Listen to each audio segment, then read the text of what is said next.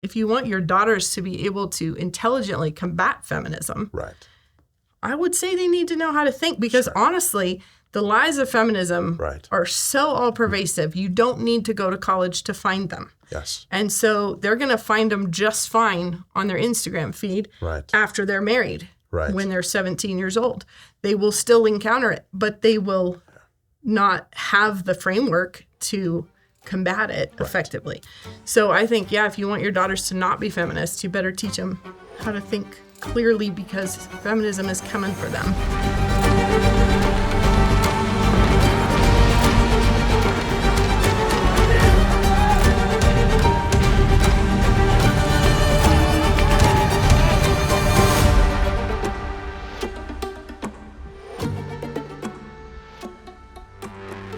What is the role of women in the culture wars?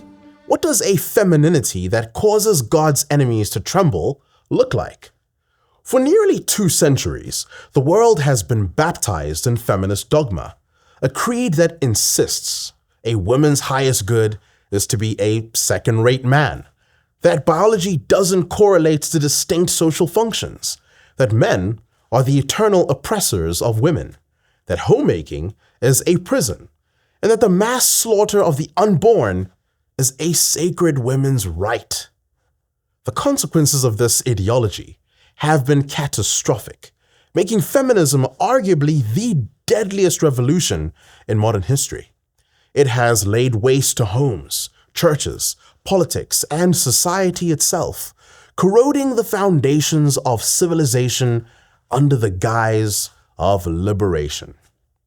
At its core, feminism is fundamentally incompatible with Christianity. These 2 worldviews are not uneasy allies. They are mortal foes. Feminism is rooted in atheistic Marxism and wages war on God's design for masculinity, femininity, marriage, family, sex, and fertility. Elizabeth Cady Stanton, a founding voice of feminist thought, made this plain when she declared, and I quote, "The Bible and the church have been the greatest stumbling blocks in the way of women's emancipation." End quote. That sentiment was no mere footnote. It was the blueprint. The rebellion she championed has metastasized into a movement that seeks nothing less than the eradication of Christianity, patriarchy, and the family. Some are surprised by this assertion. Others, having recognized the lie of feminism, now labor to resist its insidious reach. These women deserve commendation for their pursuit of truth. But let's be clear, this is no mere consolation prize. Femininity, marriage, homemaking, and child-rearing are not the lesser alternative to real ambition. They are the very substance of culture making. A woman who embraces her God-given design is not retreating from greatness. She is laying the foundation for civilization itself. Yet, let us also guard against a reactionary vision that sanctifies passivity. Biblical femininity is not an excuse for timidity and small-mindedness. Women ought to be sharp thinkers, competent helpmeets of virtuous kings, and pillars of the household economy. This is not a call to retreat, but to advance, to wield the strength, grace, and beauty that make femininity a force to be reckoned with. Today we are joined by a woman who embodies this vision with joyful defiance. Rebekah Merkle is a wife, mother, and grandmother. She designs her own fabrics, runs a clothing label, and wields a homemaker's touch with deliberate craftsmanship. She has written even Exile and Classical Me, Classical Thee, starred in documentaries, and in her spare time, what little of it there is, co-hosts What Have You alongside her sister Rachel. As a member of New St. Andrews College's inaugural graduating class, she has spent her life demonstrating what it means to shape culture with intellect, industry, and an unapologetic embrace of femininity. Rebekah Merkle, welcome to Flames and Crowns. Thank you. It's so good to have you here today. Yes, very fun to be here. So you wrote this incredible book, Even Exile, And which is what, a New York Times bestseller at this point? No doubt. No doubt. Yeah, it's a popular message. Oh, we love it. Everyone loves it. I don't think that's true. Well, let's see if we can help people love it a little bit more here. In this book, you dismantle some of the lies of feminism. I'm interested to know what lie, specifically one lie that you think is most destructive and most pertinent in the minds of many women today. I think probably the most destructive one, I mean, there's so many ingredients in the stew, but I think the most destructive one is basically when feminism convinced women that being a wife, mother, homemaker is the place where dreams go to die. Right. Yes. Like you can't be fulfilled. You can't have ambition. It's for the low achievers. It's kind of embarrassing, sort of a demeaning task. That I think has been probably the most destructive.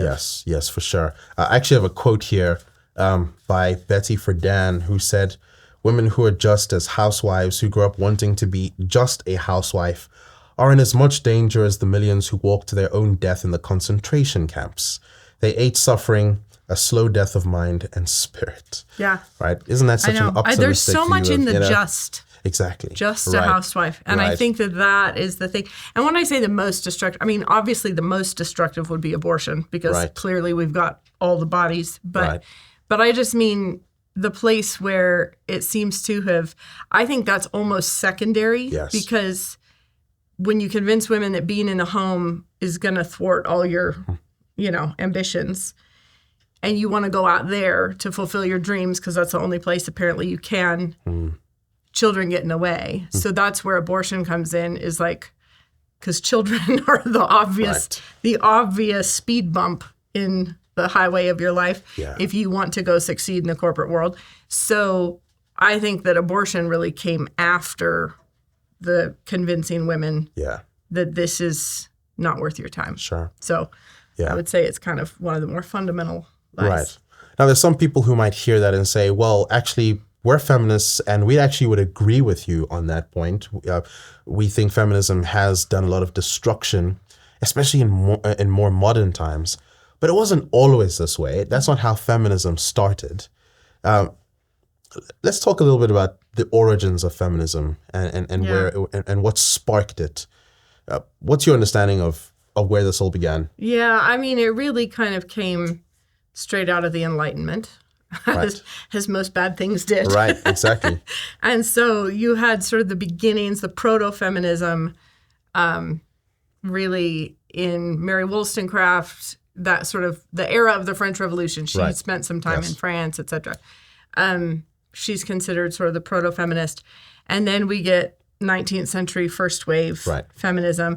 And a bunch of people, it's true, they look at that and they think, well, that's not like Gloria Steinem. These are just the women who wanted to vote or whatever. Yeah. And I think even though I would agree with the feminists on a number of points, the engine that was driving it was always revolutionary. It was always going to burn everything down. Yes. And it was always godless, like from the beginning. Yeah. And so like the quote you read from Katie Stanton, where it's like these were not women who were trying to recover a biblical sense of anything. Exactly. They were trying to throw that off and build this sort of socialist, egalitarian utopia that they had dreamed up. Yes. And so even if you agree with some of their points, like the, their little war on alcohol and stuff, sure, drunk husbands are a problem. They had a good point on that.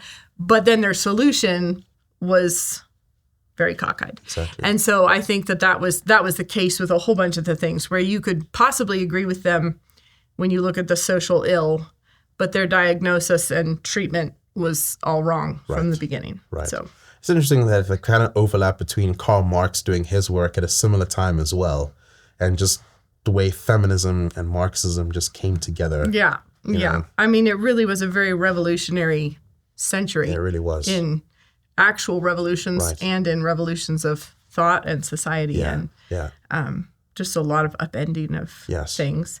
And I think, tipping over things that had been in place for millennia. And so it really was very destructive. Some of the stuff they destroyed really should have been destroyed, but probably not that way. Yeah, exactly. No. In fact, they've definitely caused more damage. Oh, yeah. Than what they claimed they were solving back then. Oh, yeah. Right? No, they kind of went for total demolition. Yeah. And it feels to me sort of like, yes, the house might have needed work. Right. But instead of trying to work on a remodel, they just burned it to the ground. Exactly. So. Exactly. Now, Beck, it's interesting because there's some people who, again, would now hear this and be like, okay, well, I outrightly reject feminism. And yet it is true that feminism, in a sense, has been a poison in the water that almost everyone has drunk from.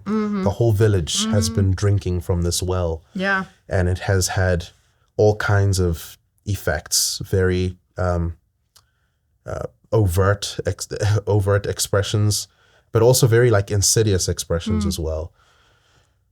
I'd like you to kind of speak to some of those insidious effects. Yeah. The ways that feminism affects women who might not even know they've been affected by feminism. So I think the big one there is you have this whole feminist propaganda machine that has told us for, a century that being a homemaker is, this demeaning kind of low ambition, women go there. Right. And then you have people reacting to feminism now who actually have believed that caricature. Right. And so they're rejecting feminism, they think, but they've actually still swallowed the fundamental lie. And then they embrace that low ambition version of homemaking. Yeah. And they think and so it's sort of like, good on you for, like, you spotted one thing. Yeah. So good job. Yeah. And you're sacrificing probably a lot to go try to build this alternate life. It's just that, like, you don't see how much of it you took with you when you went, which is this idea that it doesn't take much for the woman. Like, it doesn't really take brains. It doesn't really, it's just, you just go over there and make the sandwiches and be happy about it. And so they've bought the caricature, and then they're trying to build the caricature in their own homes, which I think is certainly, it gives more fuel to the feminists, for one thing. It's not, this isn't actually the feminine ideal that will change the world. Right. Yes. You know what I mean? Like, it actually is sad. Yeah. And so they've taken this kind of sad little picture that the feminists painted, and then they're trying to hang that up in their homes. Yeah. And I feel like that's where it gets insidious. Yes. So it's like you have everybody bought the same lie that this is a demeaning job. Then you have the out-and-out feminists who go out, they don't like it. They reject it. They go out. They try and find fulfillment elsewhere. Right. And then you have women still buy the lie, but they just react to it differently on an emotional level. So they're like, yes, this is what we like. Yeah. And both of those are sad. So Sure. As you engage, many people have read your book. Many people have heard you speak on this topic. What have you discovered has been the toughest thing people swallow with what you often have to say about femininity and feminism? Like, what's the hardest for them to hear? What's the hardest thing for them to hear? I think it's probably that, because even the people that are like, okay, I get what you're saying, but I don't know what that looks like. Right. You know what I mean? There's so little example out there. Yeah. It's certainly not portrayed in any of our entertainment. It's not like, where would you look to be like that? That's what I want to do. So I think it really has to be women with a creative vision to try to build something that they have maybe never seen before. Right. And then I do think it just takes, really, it just took one generation to wipe out all of this knowledge that I think so many women handed down mother to daughter for how long? Right. And then now you have girls growing up who have literally no idea how to do anything because they've never seen it. It just took one generation. It was like shaking the Etch-a-Sketch, and it's just gone. But I think the same could be true the other way. It's like you just need one generation to, like, get everything, take one step, and then people have something to build on. They have something to look at. But it really, I think that part's hard, is that they just don't know. And so I think that's often why they they go for this caricature that the feminists have given, because that's literally the only picture they have. That's true. And so I think particularly because we're in a very new era with technology, with standard of living. So I think some women grab onto something from the past because they think, okay, there's a picture, you know, Pa and Ma on the prairie. Right. So I'll try and just recreate that. I think it's just people grasping, but they don't know how to do it right here, right now in an authentic way for this moment. Yes. And so I just think it's a lot of people who are kind of lost. So they're just kind of drifting along with how our culture does motherhood. Right. Or they're trying to be countercultural, and so they're just kind of grabbing some era of history that they think seems cool. Yeah. And then they try to do that. As long as the criteria, as long as it doesn't look like what's going on right now. Yeah. It should be good. And that's just a bunch of chaos because you have a whole lot of people grabbing from different eras. Right.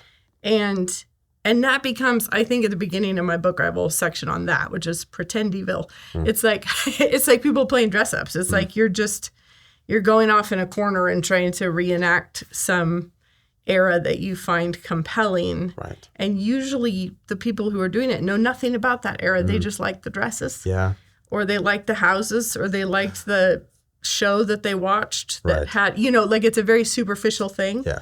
And so I think that's the biggest challenge is people just not having anything to look at. Sure. And so they're just looking at weird. Sure. Weird stuff. Yes. Something else that I find is often very controversial with, I guess, even Christian women who've bought into feminism is this idea of submission. And another word that will trigger them is obedience, right? Yes. Why do you like these words, Becca?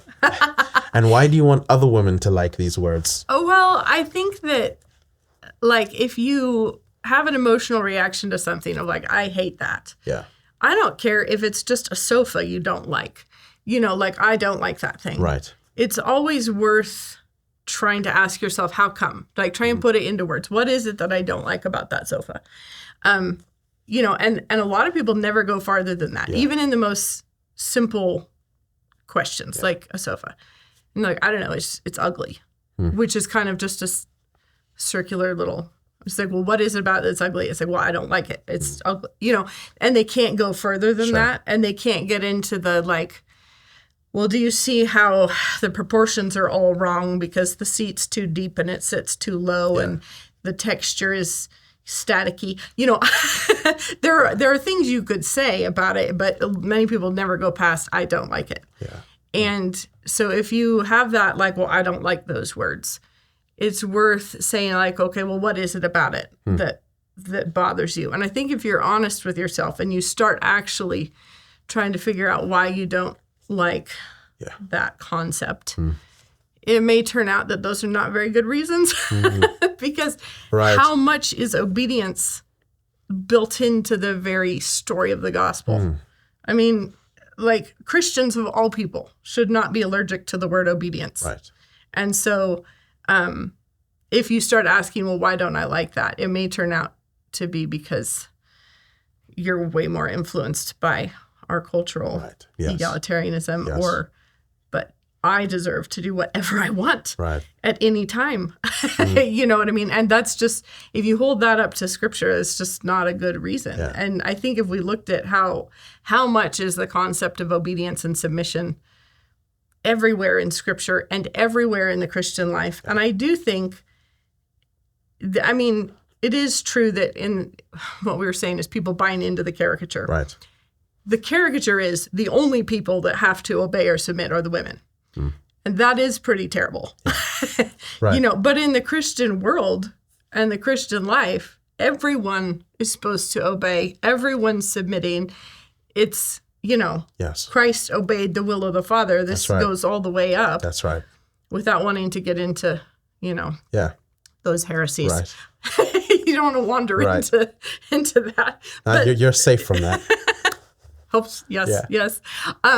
But at the same time, like, obedience and submission are everywhere. And it is true that some people, you know, you get some people who buy into the weird extreme caricature that the feminists have painted for them. Right. And they do want the man to never have to do anything but his own, and then the woman has to be subservient always and everything. And that is a caricature, and it is dreadful because in a godly Christian society, you have obedience and submission are like everyone knows their steps in the dance. Yes. Right. So I just think it's certainly not something to be allergic to, but we have been trained to be, because we think obedience and submission equals oppression and violence being done to me in some way. Yeah. So. Do you think that there's some things that Christian women get wrong about submission? They might actually like the concept as a whole. But I guess one other way I could frame this is, what does submission actually look like? What should it look like? And what sort of misconceptions should be avoided as we think about something like submission? I think there's just so many ways of doing it wrong. One thing is women don't submit to men. That's nowhere in the scriptures. You submit to one man, your husband or your father, but not everyone. And certainly not, your submission to your husband actually means you don't have to submit to all these other men, which is a huge protection. But it isn't the sort of men and then women are the second class citizens. That's not a scriptural concept. And I do think when people start trying to recover some of this stuff, they can revert to that, where men are up here, women are down here, which isn't a biblical view of it. And I think, you can get into weird notions of all women submitting to all men. I think that's one way of doing it wrong. I remember back when we were like in high school, my brother said something about like he thought that movie was stupid, or it was something like that. And there was this girl who was like, "That's not true. That was a good movie." Well, it was like that level. And then she came back to him later and was like, "I'm sorry, I should not have disagreed with you." And he was like, "What?" And she was like, "Because you're a man and I'm a woman and I shouldn't have." And he was like, "I refuse to take your apology." And she was like, "What? You have to." And then she was like, "Oh no, because now I just did it again." And that's just terrible. That's hilarious. It's so terrible, And so that would be one mistaken way of doing it. Another, I think, especially in, I don't know, if you just assume this, if this is just how we do life, the husband and wife, and she submits. I think it's just a common thing to just assume you're doing it just because you believe it. Which is not the same thing. It's like on paper, I think I submit to my husband, but in actual life, I never really do what he says. So that's another way of doing it wrong. It's like I have it. My orthodoxy is correct, but in my actual life, I don't bother. That's another way of doing it wrong. I don't know. I just think there's multiple ways that's good. Of that's really good. Something I want to touch on here a little bit as well is just how proponents of feminism tend to use fear as a very potent tool to get women to live by their agenda, so to speak. And I think this can also, creep into even the Christian mindset. There's the fear of missing out, the fear of being called names, the fear of being trapped, the fear of being abused, all of that. How would you advise Christian women to combat fear as they embrace their feminine calling? Well, I think that just has to be straight up faith. Where it's like, am I standing where God wants me to stand? Am I doing what he wants me to do? And if so, then I can't let myself be afraid of those things. Like you just trust God, like keep your eyes there and just trust him for the outcome, because you can scare yourself into any number of disobedient lifestyles. You know what I mean? Like just not giving in to worry and fear and everything. And I think that's one of those, is it Martin Lloyd-Jones or somebody who said lots of people spend too much time listening to themselves when they should be talking to themselves. Exactly. And I think it's not even having to listen to yourself. It's just the ambient noise of the culture around you is telling you that you're missing out on all these things. So I think it takes a real decision to swim upstream, sort of like you're going to talk to yourself through it. Like when you catch yourself going down that path. Right. And of course, just are you standing where God wants you to stand? Are you doing what he wants you to do? Or have you cooked up a whole imaginary lifestyle for yourself that you think is what obedience would look like? Right. Because I do think some women, especially in the like, okay, we've rejected feminism, so this is what I have to do. It becomes this like overwhelming checklist of lifestyle things. If I'm not making sourdough, what good even am I? Right. Or I don't know. There can just be all these external things that women are putting the pressure on themselves to do. And then it feels like they're never getting there, and it can start to feel hopeless and everything. So I would just say, are you actually are you actually standing where you're supposed to stand? Are you doing what God wants you to do? And if so, then just have faith and believe the promises, you know? Yes. Yeah, exactly. And I guess it would also help to be in community of people who actually think much like you do and hold to biblical convictions as well, I suppose. And really, that's a huge help. Yes. But also somebody has to be the first, you know? That's true. My mom was a first generation Christian in her family. And it's like, so she had to be the one to kind of plant the flag. But then we get the benefit of having looked up at her, you know, our whole life. So somebody has to be the first. And so if that's you, I just wouldn't, it is a huge blessing to be in community, but it's also be patient. A community will probably build up around you, even if it's just your own offspring. Right. Yeah, exactly. Yeah. Going back to feminism here a little bit, it's interesting how feminism fundamentally despises femininity. Yeah. And this way of thinking has seeped into the culture, but almost in an ironic fashion, it's feminized the culture. Yeah. Right. In almost everything. Think about education, politics, the workplace, and even church. I'm curious to know just some of the consequences that you see of this in these different arenas of life. So, okay, one thing that I would want to distinguish is I totally agree. That's 100% true. Right. But the feminization of all those places, the church, the workplace, I would probably want to use a different word for it because it's like becoming effeminate. Yes. But it isn't actually feminine. You know what I mean? Right. Because that's not what femininity looks like. Right. And so it's kind of like a trans situation where it's like if a man is dressing up as a woman, we don't think he's actually being feminine. Right. He's a gross caricature of femininity. That's an excellent point. Right. And so I feel like, and you wouldn't want to say he's so feminine. That's the problem. It's like, no, our whole problem is he's a man. He can't be feminine. Right. Yeah. You know what I mean? He's being effeminate. He's emasculated. He's any number of things, but he's not feminine. That's the one thing he actually can't be. Yeah. And so I do think that it's just this really terrible mashup of when the women are out of their lane, they're also not being feminine. And when the men are letting it go that way, or, you know, jumping in on it, that's also not feminine. You know what I mean? Yes. So it's like it's like the trans thing. Right. It's not anything. Right. It's just being a mess. Right. So I do think that it's complete. I know exactly what we're talking about. Yeah. Yes, it's been the feminization of many things that should have remained masculine, except for it really is more like it emasculated the masculine. Yeah. It didn't actually feminize it. You know what I mean? It just distorted everything. It just distorted everything. Androgenized everything. Yeah. And it became a gross caricature of something that really doesn't exist in nature. Right. That's an excellent point. Yeah.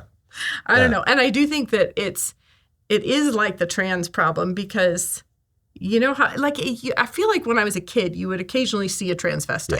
Yeah. It was the most obvious thing in the whole world. Right. And I always thought, there's no way a guy could pass as a woman. It just is such a fakey. Right. Well, now, with the trans thing, there are a lot of people wandering around that you're like, I don't know where you started. Right. I don't know where you're headed. Yeah. I don't know what you're supposed to be right now.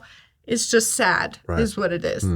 And I feel like that's kind of what's happened to our society. You know, it's kind of like it isn't really feminine and it's not masculine anymore and it's not... It's just nobody knows what they're doing and everybody's out of their lane. Right. That's an excellent point. Yeah, I don't think I've actually quite ever put it that way before, but that's an excellent Yeah, and I actually observation. think, too, if we use the word, like, okay, if you say the feminization of the church, there are always women in the comment threads who are ready to come in and be like, how dare you use that as an insult? Right. And I'm not doing that. Right. But it is the case that if we start describing this mess that we're looking at, that's feminine. Yeah. It actually is almost buying into the category mistake. You know, it's like it isn't feminine, as a matter of fact. Feminine is way over here being obedient. And this isn't, in the same way I wouldn't want to use masculine as a pejorative either, because if you start looking at abuses of masculinity and calling them masculine. It's like, well, now you've just diluted the category. Right, like exactly. So anyway, I do think, true femininity is obedient. Right. And it's, it wouldn't look like that. Yeah. It wouldn't look like women in the pulpit or that dreadful thing that happened at the inauguration, that lady. That's not feminine. You know what I mean? It's not masculine either. It's just a mess. Yeah, exactly. What do you think is the fallout of women having outsourced their roles in the home to other people? Yeah, this could be a whole book. It could, and it should be a whole book. That you got to write at some point, Becca. I do need to, because I think it's really interesting that you have, I just think the impact on the economy is huge. Right. How much of the American economy exists to fill the gap of having no mom at home making dinner. Right. You know, just even in the food industry, how many billions of dollars are being spent and how many people are employed to fill the gap that mom's not home making dinner. Yeah. And how many of the people who are there in the massive machinery that exists to replace mom making dinner, how many of them are women, which is really funny. Yeah. You know, so I feel like there's just a lot of interesting, like we figured out how to do it and how to do it efficiently. You can have no mom at home making dinner and you can still have dinner every night and it can be hot. You know what I mean? Right. You can drive through any number of places. You can microwave that freezer meal. Yeah. But it has become very, I don't know, it's so standardized. It's so cookie cutter. It's so comes right off the factory assembly line. And it's efficient and it's impressive, but it's kind of soulless. Right. You know? It's like, it's not like mom's, you know, that one thing mom makes that we just love. Yeah. It's like, no, you can get the same exact meal at any, you know, rest stop in all of America. Right. It's very repeatable. Yeah. And it's, you know, you can be like, oh, the fries weren't quite salty enough this time. Right. But for the most part, it's exactly the same, you know, and it's like this impressive machinery that exists in so many different areas of life, too. It's not just food. I just think childcare and like how much of our economy exists to fill that gap, but it's this massive machine that is kind of soulless. Right. Yeah. Yeah. Well, that's an interesting point. If you could just imagine, like, let's say women weren't outsourcing their roles, how different do you think society would look today? Yeah. What would we have? What wouldn't we have? I have no idea. You don't even know how to imagine what would have happened. Right. Because you had this technological boom at the very same moment that you had women walk away from the home in that sort of mid-20th century thing. So I have no idea, but I do know that as we rebuild, excuse me, I don't think we're going to suddenly lose all the things we have. I think it will be, pioneering something that we don't know exactly what it would look like. I don't think if everybody was to regain a biblical concept, you know, overnight and start living that way, I don't think we are suddenly going to find ourselves living in the 19th century again. Right. Like I don't think that's what recapturing it would look like. Yeah. It's figuring out how to do it obediently in the 21st century with the resources that we have, because a lot of them may be resources that we sort of, as a culture, we got there by means of disobedience. Yeah. But we do have them now. So it's like, yes. It is a resource. Right. And so I don't think we should just go around being ungrateful and rejecting yes. the material blessings, but it is like how to figure out how to use them in a more obedient way and not just because it's easy. It is very easy for a woman to outsource almost all her duties, even if she's a stay-at-home mom. Right. Totally easy to be a very low achieving stay-at-home mom. It really is. It's really on us to have a high bar for ourselves because nobody else is going to make you do it. Yeah. It's not like the culture around is urging you on to have ambition in the home. Right. Quite the contrary. Yeah, it's like it really has to be women themselves who believe that this is worthwhile work and that believe that there is room for ambition in this. And you can be a high achiever in this role. Yes. And I think that we just have such a low bar for ourselves on what would it mean to be an excellent homemaker. We feel like it's sort of like I figured out how to cook for a month so that we have the same exact menu every single month and I knock it out in one afternoon and it's all in the freezer and boom, done. And now I can just, kind of be calm as opposed to how can I raise the bar? How can I get better? How can I... So nothing against people who are organized and cook for a month. But I just, you know what I mean? Like that's our sort of ceiling of ambition is figuring out how to make dinner with the least amount of work. You know what I mean? I think that's really profound. It is my firm belief that ambition is a distinct Christian virtue. Yeah. I think God's enemies are experts in diminishing ambition and in sort of reframing that destructiveness as a new kind of ambition, right? Okay. I think serpents seek to destroy. Sure. Dragons seek to consume. Mm-hmm. God's enemies are always seeking to tear things down. Mm-hmm. And I think the way feminism did that is it sort of reframed everything. I think homemakers, in a sense, actually have and ought to have loftier aspirations than feminists. Yeah. Feminists actually don't have very high aspirations. No. They desire perhaps affluence, a paycheck, and that's it. That's their glory. Yeah. Whereas the homemaker has an opportunity to shape multiple generations. Yeah. I want you to speak into that a little bit here, Becca. It's just that idea of feminine potency and what women ought to be thinking as they think about assuming their roles and being an influence to everyone around them, maybe even to multiple generations. Yeah. Yeah. How would you encourage young women to start thinking in those terms? Yeah. Well, I think that there's such a huge subject. Yeah. One thing I do think is important is I think it requires a broader cultural respect for the work. Right. You know? Oh, that's good. Because I think that's one of the things that women, I know it's true biblically that men need respect, women need love, because that is what God commands. Right. Wives, respect your husband. Husband, love your wife. So he's telling us what they need. But women need respect too, which is why I think they go out there. They want to be recognized for their achievements. They are, I think God has made women naturally to be hard workers. Right. And that's one thing I will say the feminists do get right, is they want to achieve. They want to work. They want to matter. They want their work to be respected. Right. And they feel like the only place I can get that is over there, which I think is a mistake. But too often, I think going back to the having bought the caricature, I think we think that ambition can only be fulfilled out there. Right. Impressive achievements can only be fulfilled out there. Right. And so you do get kind of a little natural selection going where ambitious women go out there and not very ambitious women don't. Wow. You know? Yeah. And I think that that's a real problem. Or you have women who might have been ambitious, but they feel like obedience means I need to not be. Right.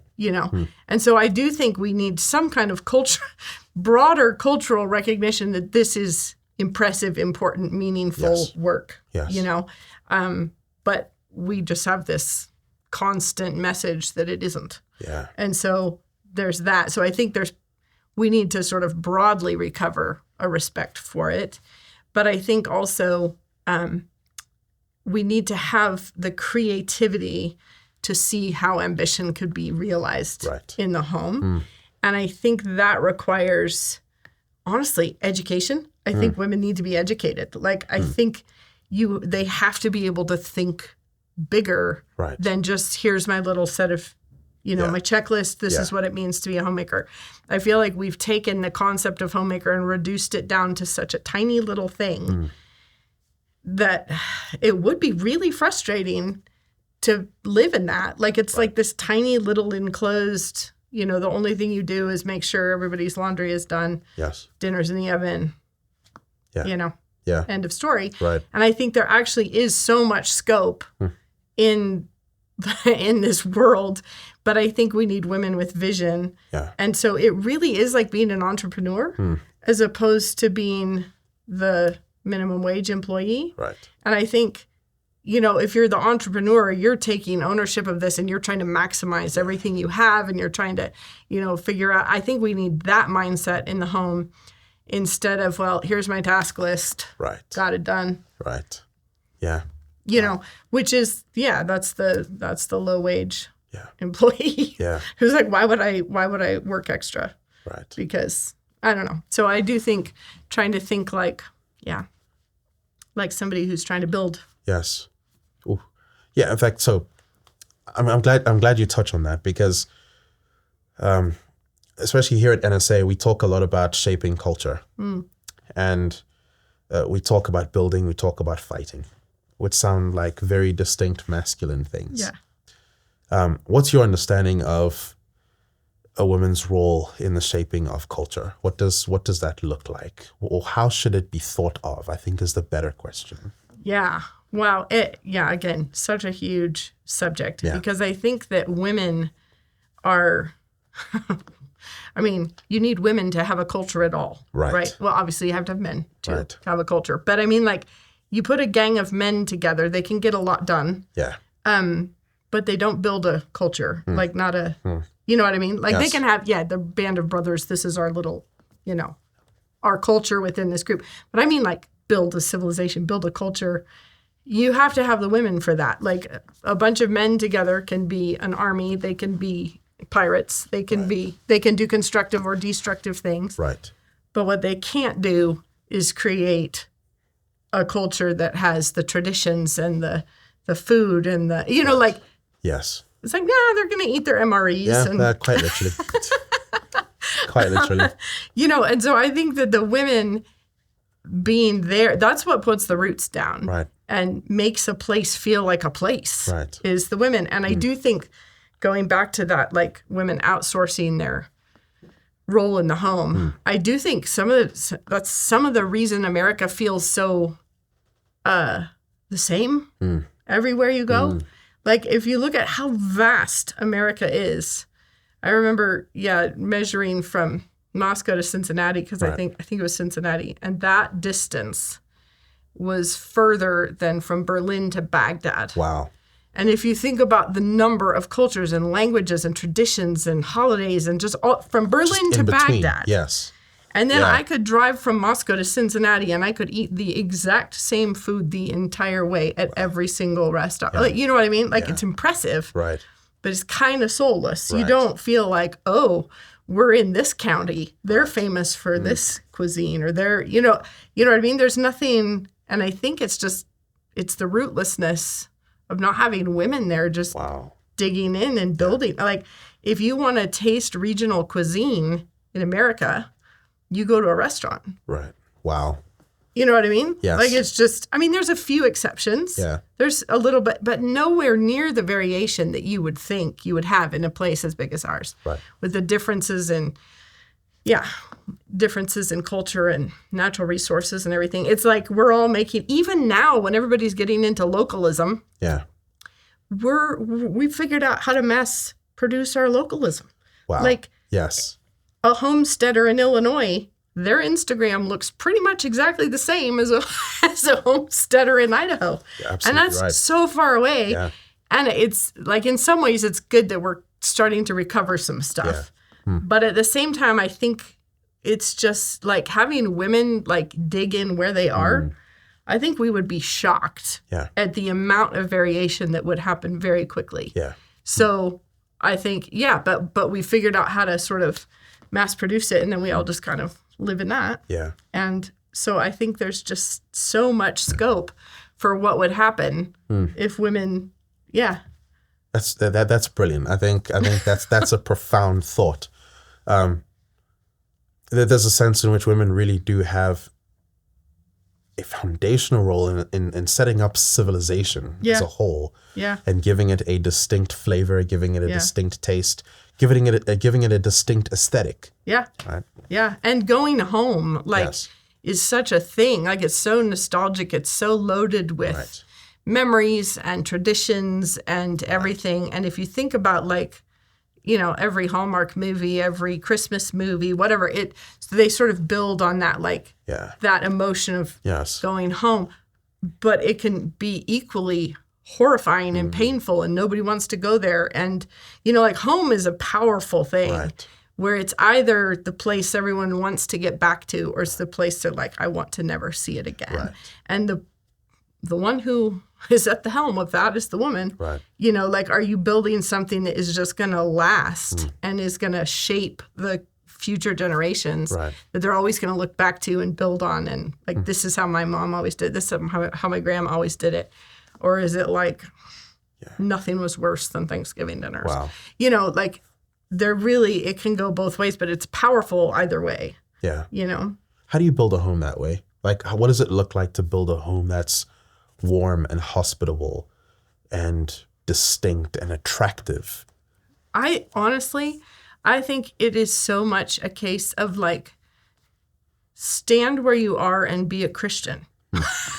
Because I do think that, you know how, like, sourdough, you could take a sourdough starter from anywhere in the world, go to another part of the world and keep making your bread, that starter changes. Yeah. It's like you can't actually have San Francisco sourdough in Germany because it will adapt. But you can have sourdough anywhere in the world, but it's going to take on its own flavors of, you know, that place. And I think that women are like that almost. It's sort of like, you're in this home with this man, with these children, with this budget, with these constraints. And then you have a woman who's actually going to try to be a Christian, which means, you know, confessing your sins and staying in fellowship with your children and respecting your husband and obeying God and doing it right here. Right. I think it's going to take on its own flavor. Right. And it's going to look so different than what it looks like across the country or across the world. And I think that's the coolest thing. Yes. And I think that's the thing we always keep missing as we try to put together the master homemaker checklist that applies to everybody.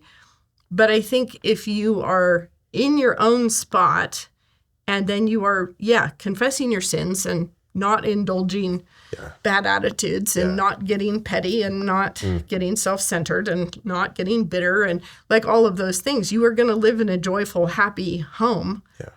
And that's going to take on its own flavor that's going to be unique and different. But I do think so much of life just comes down to, like, what if we all tried being Christians? Right.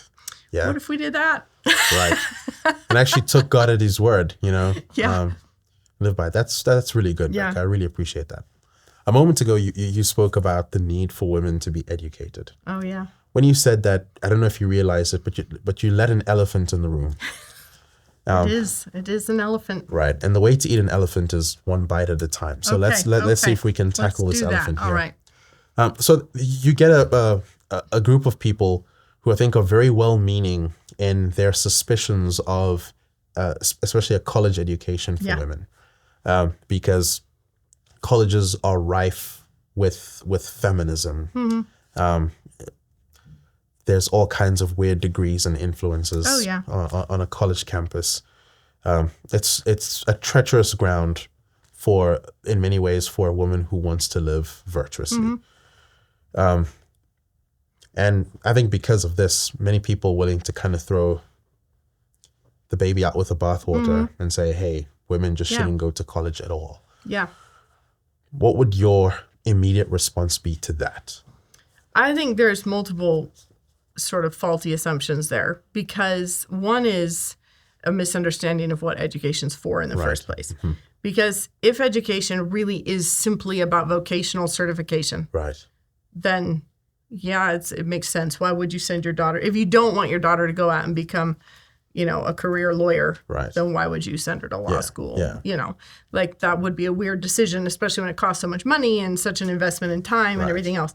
So I think that's, for one thing, it's one thing NSA does very differently than the rest of higher ed, is we don't think an education is just for vocational certification. Yes. Like the job, yes, is important, but we're trying to teach you how to think.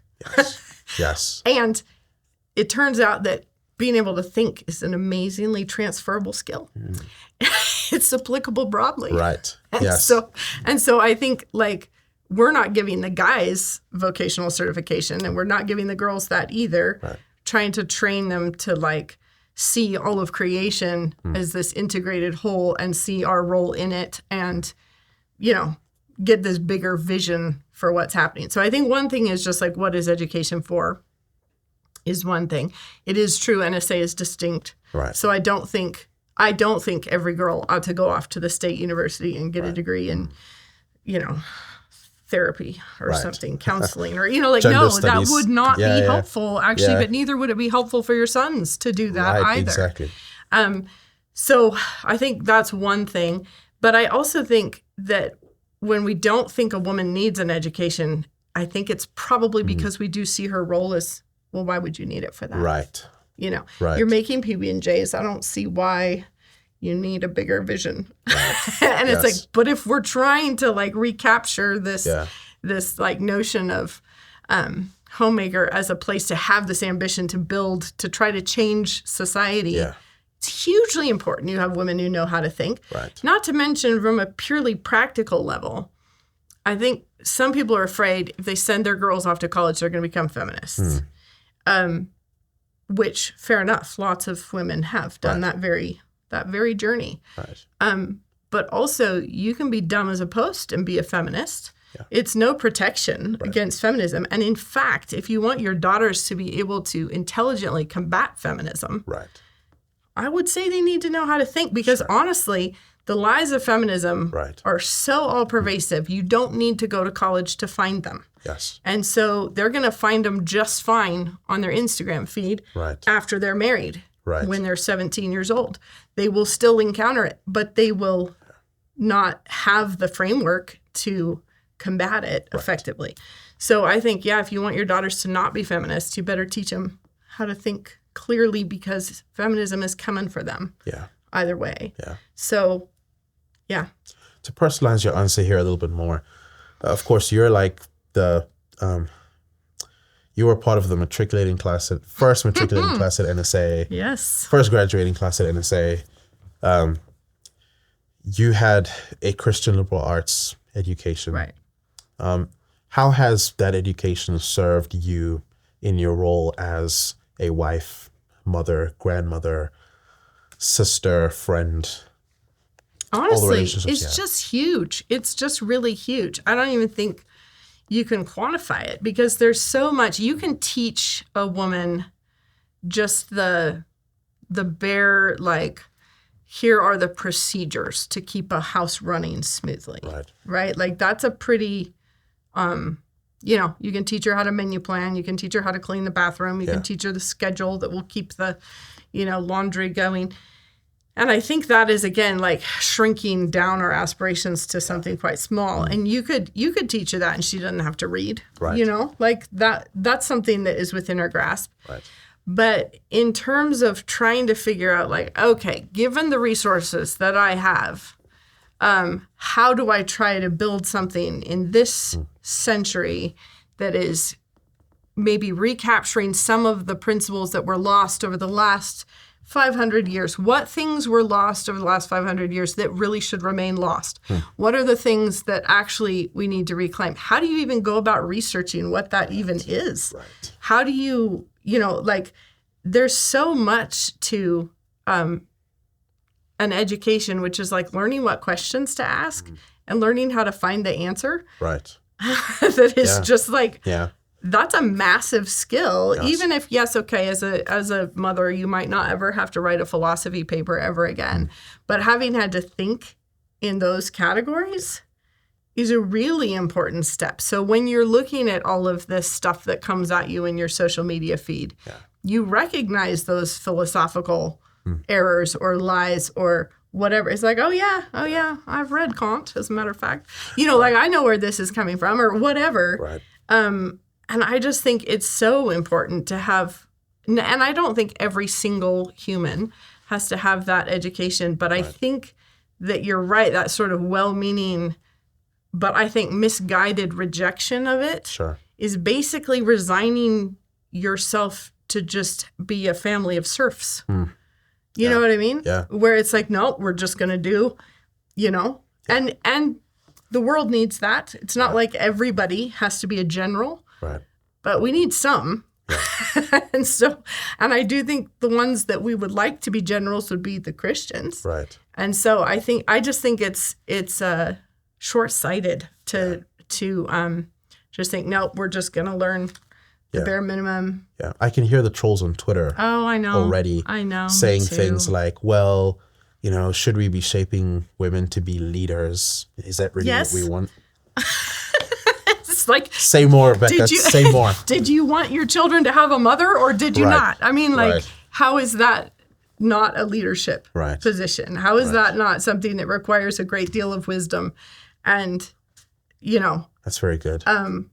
And sure, we don't need women to be prime ministers necessarily, but maybe Margaret Thatcher accepted. I don't know, but you know what I mean. We don't need that. Yeah. But we certainly need mothers. Yeah. And that is a role that is nothing but leadership all day, every day. Right. And so you really need a woman who is insightful and who knows how to take all of this around her and think about it in light of God's word and know what she should do. Yeah. How should we then live given all of this? And I think there's just too much assuming like, don't worry your pretty little head about it. Well, okay, what about when all those homeschool kids are asking her questions all day that she doesn't know the answer to? Right. You're going to be raising really not very clever children. Yeah. I have a friend, his name's Douglas. You might know him. Who I think I've heard him say it. I'm going to butcher this, but he says something like, the level of education your wife gets is generally the level of education your children will get. Yeah. Generally speaking. Yeah. Right. Absolutely. Yeah. And it's not always the case. Obviously, no one knows better than me what dad sacrificed to give his children an education he did not have. Right. So that's not something that is an insurmountable difficulty. Right. And I think there's lots of women who might be like, oh, great, I don't have an education. What am I supposed to do? Right. And I would think, well, that just means you're in the same position as all the rest of us, which is we have so much to learn. Sure. Because nobody's ever like, well, I know it. Yeah. I know it all now. So done and dusted. Everybody is in the place where you can always keep going. Yes. And so if you feel like I don't have any of this stuff, well, it's like there's tons of resources. There's plenty of opportunity to get yourself there. And like I said, like I saw Dad build a school that he had never seen anything like it. Right. He did that for his kids. It's possible to do it, but it is harder. Right. For sure. And so I think it's just very short-sighted when people are like, don't bother giving the girls an education. They just are going to have kids. Because, then especially since that often goes with the belief that homeschooling is the best. Right. So you're like, okay, how's that going to work out? In 2 generations, it's gone. Exactly. So much for shaping culture. Yeah, no. It's like, and so it very much is a retreatist approach where it's like, we're just going to go over here, have a nice, tidy life, pay the bills, it'll be fine. But like, it's not taking dominion. It's not advancing. It's just, circling up and having a nice little family, It's good. So I'm imagining that there's some people who are watching this who've never come across this way of thinking before. And maybe they didn't know feminism was so bad. Yeah. Maybe they do, and they've wanted to embrace biblical femininity, but have not really known how to go about even beginning a journey that way. What kind of resources would you recommend for people who want to learn more about all this? Canon Plus. Canon Plus. That's what I would say. There is a lot there, and honestly, there isn't a lot in the broader society. There really just isn't, because I think often when we want to talk about women's roles, I think it's really interesting, actually. You have, the biblical instruction, older women are to teach the younger women to love their husbands, love their children, etc. And so whenever we want to talk about that, women all get together and do a word study on the Greek or whatever. Yeah. Read the commentaries about it. Yeah. But it's like, at what point are we actually doing the thing? Like, actually teaching them how to do that. Like the practical, just this is what it looks like. Right. And so I think a lot of conservative approaches to gender, there is a lot of time spent on here's all the things you can't do. Or here's all the sort of interesting theological concepts wrapped up in it. Yeah. But just the okay, it's time to get going. It's time to roll up our sleeves and do the thing. Yeah. That it's thin on the ground. Yes. So yes. I would say Canon. Go to Canon. Okay, it's good. And your book, Even Exile. Well, there's that. Right. There's that. It's a good book. It's a good book. It's true. Yeah. Well, Becca, it's always a delight speaking with you. Oh, thanks for having me. So thanks for coming on and joining me today. Absolutely.